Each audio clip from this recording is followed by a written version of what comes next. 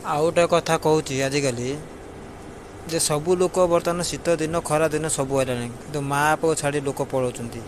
କାରଣ ସିଏ ଟିକେ ସୁଖ ରହିବା ପାଇଁ କିନ୍ତୁ ମା ବାପ କେମିତି ସୁଖ ଦୁଃଖ ରହିବେ ସେ କଥା କାହାରି ଚିନ୍ତା ନାହିଁ। କେଉଁ ପୁଅ ଅଛି ନା କେଉଁ ଝିଅ ଅଛି ସବୁ ତ ନିଜ ସ୍ୱାର୍ଥ ନା।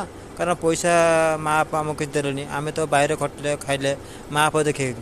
କିନ୍ତୁ ଆଗେ ଏପର୍ଯ୍ୟନ୍ତ ଦେଖନ୍ତୁ ଯେଉଁ ପାଠପଢ଼ା ଯାହା ହେଇଛି ଯାହା ଖର୍ଚ୍ଚ ବର୍ଚ୍ଚ ସବୁ କିଏ ବୁଝିଛି ବାପା ମା'। ବାପା ମା' ଦ୍ୱାରା ଆମେ ସିନା ଦୁନିଆକୁ କହିଲେ ତାଙ୍କ କଥା ଆମେ ବୁଝି ନ ପାରିବା ତାହେଲେ କାହା କଥା ବୁଝିବା। କିନ୍ତୁ ସେ କଥା ବୁଝୁନାହାନ୍ତି ସ୍ୱାର୍ଥ ନା ସ୍ତ୍ରୀ ଆସିଛି ଖାଇବା ଭଲ ରହିବା ଭଲ ବସ କରିବା। କିନ୍ତୁ ବାପା ମା' ସିଏ କଷ୍ଟ ପାଆନ୍ତୁ ଯାହା କରନ୍ତୁ ତାଙ୍କ କଥା ବର୍ତ୍ତମାନ ଦେଖ ଟିଭିର ଫେସବୁକ୍ ସବୁଆଡ଼େ ସେ ମା' ପୁଅର ଦୂରାମତି କାହିଁକି କେହି ପୁଅ ଦେଖୁନାହାନ୍ତି ମା' ବାପାଙ୍କୁ ଯାହାଦ୍ୱାରା ସେ ଅନାଥ ଆଶ୍ରମରେ ରହୁଛନ୍ତି। ମାନେ ଠିକ୍ର ଖାଇପାରୁନାହାନ୍ତି ଶୋଇପାରୁନାହାନ୍ତି। ଏଇଟା ଗୋଟେ ସତ କଥା ତୁମେ ନିଜେ ଅନୁମାନ କରିକି ମୋତେ କମେଣ୍ଟ ବକ୍ସରେ ମେସେଜ୍ କରିବ। ଏଇଟା ମୋର ସତ କଥା। ବାଏ।